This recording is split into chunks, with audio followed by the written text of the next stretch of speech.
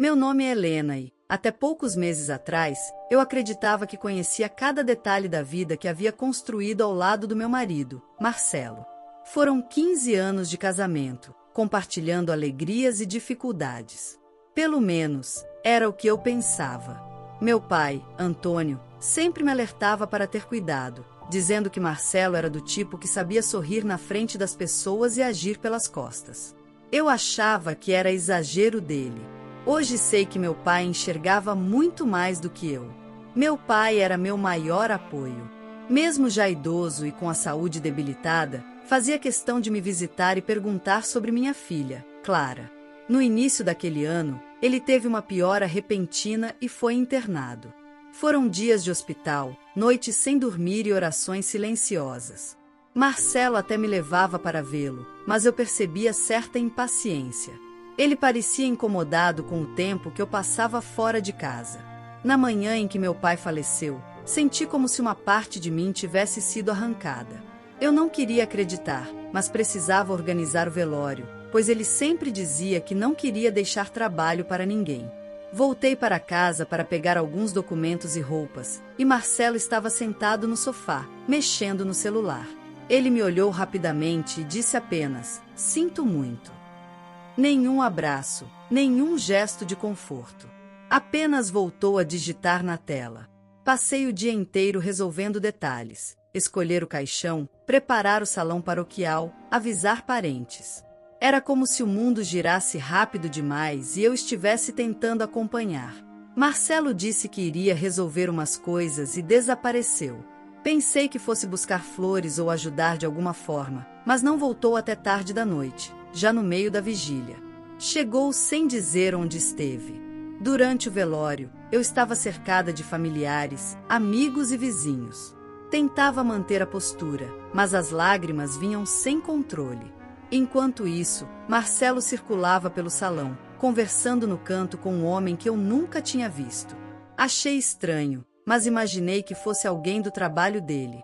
No entanto, percebi que eles falavam baixo, trocando papéis.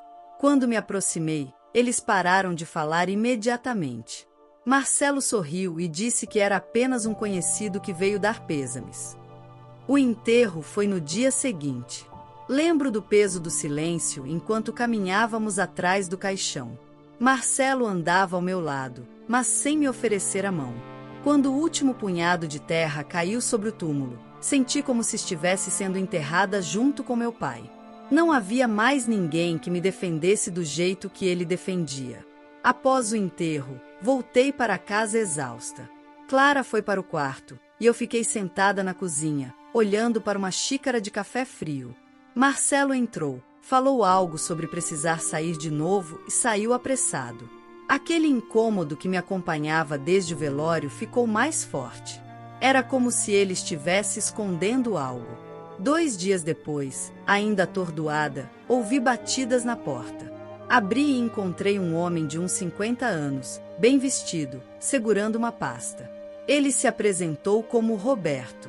Olhou para mim com expressão séria e disse: "A senhora é a proprietária desta casa?" Confirmei, ainda confusa. Ele então disse a frase que me gelou por dentro: "Eu comprei esta casa do seu marido. Vim saber quando vocês pretendem se mudar." Por um momento, achei que tinha ouvido errado. Perguntei se ele estava brincando, mas ele tirou da pasta um contrato de compra e venda, com a assinatura de Marcelo no final. Eu não sabia o que dizer.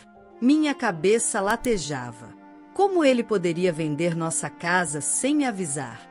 Roberto percebeu meu choque e completou: "Olha, dona Helena, comprei porque o preço estava muito abaixo do mercado.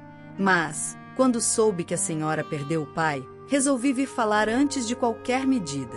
Acho que a senhora não está sabendo de nada." As pernas tremiam. Convidei-o a entrar e me mostrar todos os documentos. Ele sentou à mesa e colocou cada papel diante de mim. Lá estava meu nome, mas a assinatura não era minha. Um rabisco malfeiro, tentando imitar minha letra. Eu senti um nó no estômago. Roberto garantiu que não queria confusão, mas precisava saber se eu pretendia sair ou se íamos resolver isso na justiça. Meu mundo desabou de vez. Enquanto eu me desdobrava para organizar o velório do meu pai, o homem com quem dividi metade da minha vida estava fechando um negócio para tirar de mim o único bem que herdamos da família. E pior, já tinha colocado dinheiro no bolso. Respirei fundo e pedi a Roberto que me desse alguns dias para entender o que estava acontecendo. Ele concordou, mas avisou que também tinha direitos, já que havia feito o pagamento. Antes de ir embora, ele me olhou e disse: "Pense bem. Seu marido não parece estar do seu lado." Fechei a porta com as mãos trêmulas e encostei a testa na madeira. Eu precisava descobrir até onde Marcelo tinha ido com essa traição, mas sabia que, a partir dali, nada mais seria como antes. Na manhã seguinte à visita inesperada de Roberto, meu coração ainda doía com a perda recente do meu pai, mas agora uma nova angústia crescia dentro de mim. Enquanto eu tentava juntar forças para enfrentar o luto, a sombra da traição de Marcelo se tornava cada vez mais real. Quando o relógio marcou 9 horas, ouvi a campainha tocar novamente.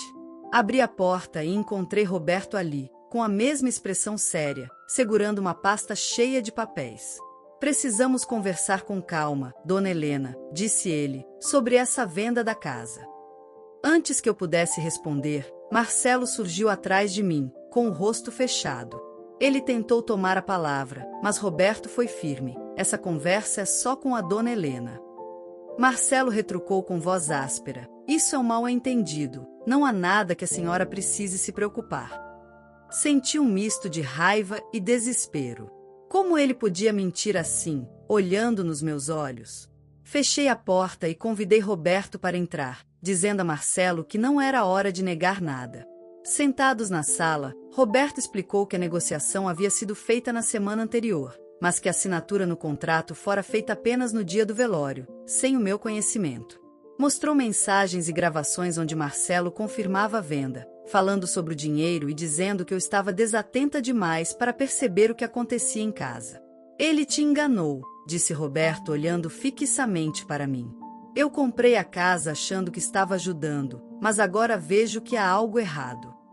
Quando Marcelo percebeu que eu tinha um aliado, perdeu a compostura. Levantou-se de repente, levantou a voz e ameaçou: "Vocês não sabem com quem estão mexendo. Essa casa vai ser minha, custe o que custar." Eu me levantei também, com o peito apertado, e falei firme: "Não enquanto eu estiver aqui. Vou provar que não autorizei essa venda e que a assinatura é falsa." Marcelo deu um sorriso cínico, mas pude ver a tensão em seus olhos. Nos dias que se seguiram, comecei a buscar ajuda jurídica. Minha prima Letícia, que é advogada, me orientou a reunir todas as provas possíveis e me tranquilizou dizendo que o processo poderia ser revertido, já que a venda não tinha sido registrada oficialmente. Enquanto isso, em casa, o clima piorava a cada dia. Marcelo se fechava mais, fazia ameaças veladas e tentava me intimidar para que eu desistisse. Uma noite, ele chegou bêbado e jogou minhas coisas no chão, dizendo que aquela casa já não era minha e que eu deveria ir embora. Mas eu não cedi. Isadora, minha filha, percebia tudo. Ela me abraçava e chorava dizendo que queria a família unida de novo. Meu coração se partia em 1000 pedaços, mas eu sabia que precisava ser forte por ela. Roberto continuava me ajudando, trazendo informações, orientações e mostrando que eu não estava sozinha nessa luta. Pela primeira vez desde a morte do meu pai, senti que podia respirar um pouco melhor, porque havia uma luz no fim do túnel. Sabia que a batalha seria longa, mas estava determinada a recuperar o que era meu e a proteger minha filha de toda essa mentira e traição.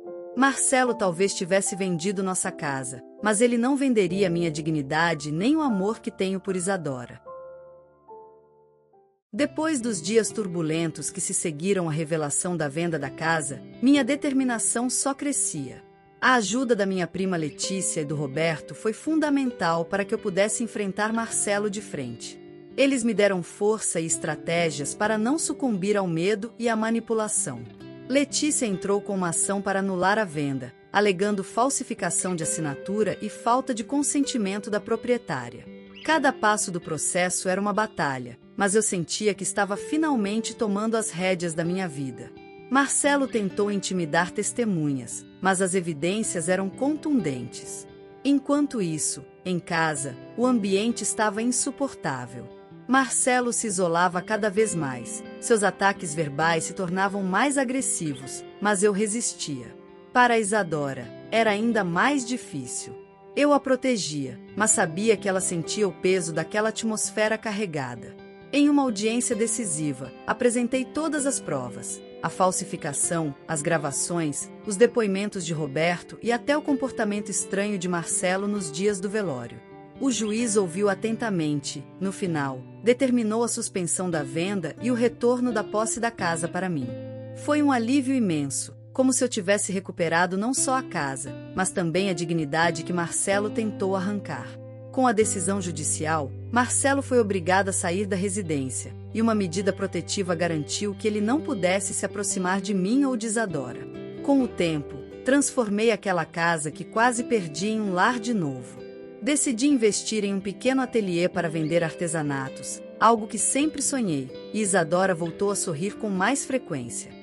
Por mais que a dor da perda do meu pai ainda estivesse viva, a dor da traição havia me ensinado uma lição valiosa: nunca permitir que ninguém, por mais próximo que seja, tenha o poder de tirar a minha força e minha história. Hoje, olhando para trás, vejo que aquele momento de escuridão foi também o início da minha libertação. E mesmo com todas as cicatrizes, eu sei que me tornei mais forte do que nunca. A história de hoje chegou ao fim. E se você quiser mudar a sua história através de deliciosos brigadeiros gourmets, os tornando sua fonte de renda extra, ou até mesmo principal, adquira agora seu livro digital, que chegará no seu e-mail com mais de 80 receitas de brigadeiros por um preço ridiculamente barato. Você ainda ganha bônus sensacionais como planilha mágica de precificação, receitas bônus de outros doces e muito mais. E se não quiser fazer renda com seus brigadeiros, você pode simplesmente deixar seus amigos e familiares apaixonados por essas gostosuras. Clica no link da descrição ou do primeiro comentário desse vídeo e reserve agora seu livro digital. E não se esqueça de comentar qual lição você tirou dessa história. Também deixe um like no vídeo e se inscreva para não perder os próximos vídeos. Tchauzinho!